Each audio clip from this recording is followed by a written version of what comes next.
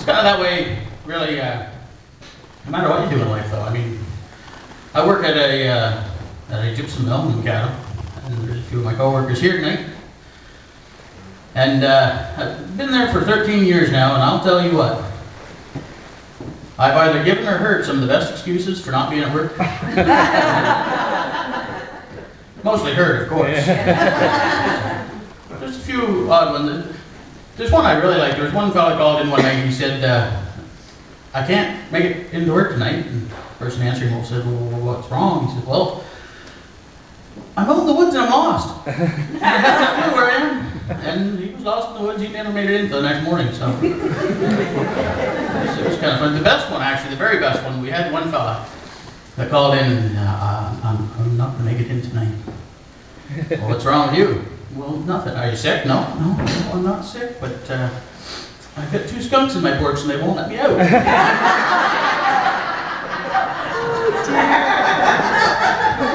We didn't want to tell them about the back door.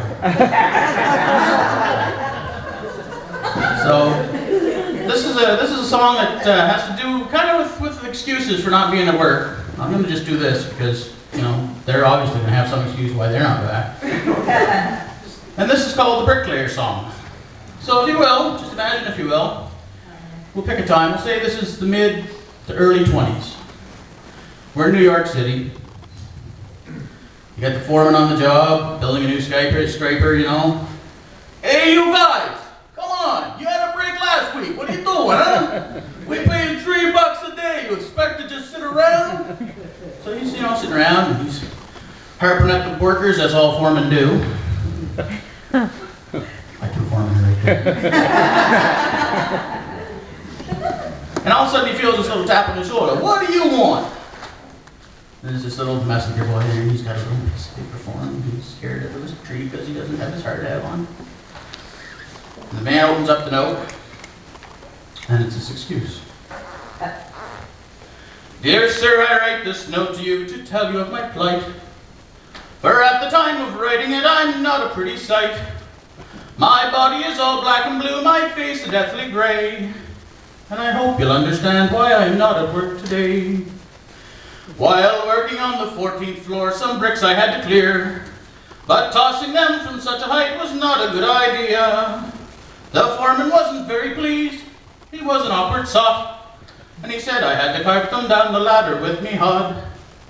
Well, now clearing all these bricks by hand, it was so very slow.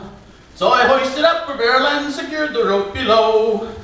But in my haste to do the job, I was too blind to see that a barrel full of building bricks is heavier than me. Well, when I went and untied the rope, the barrel fell like lead. And clinging tightly to the rope, I started up instead. I shot up like a rocket, and to my dismay, I found that halfway up I met that bloody barrel coming down. Well, the barrel broke me shoulder, as to the ground it sped. And when I reached the top, I banged the pulley with me head. I clung on tightly to the rope from this ungodly blow. Well, the barrel spilled out half its bricks some 14 floors below. Well, when the bricks had fallen from the barrel to the floor, I now outweighed the barrel and so started down once more. I clung on tightly to the rope, my body racked with pain. And halfway down I met that bloody barrel once again. Well, the force of this collision halfway down the office block caused multiple abrasions and a nasty case of shock.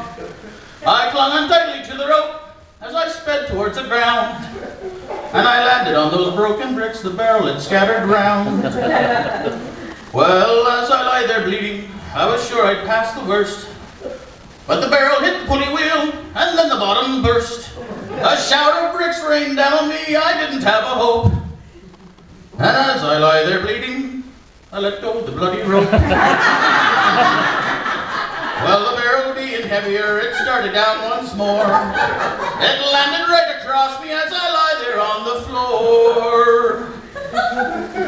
It broke 3 ribs and my left arm, and I can plainly say, I hope you'll understand why I'm not at work today.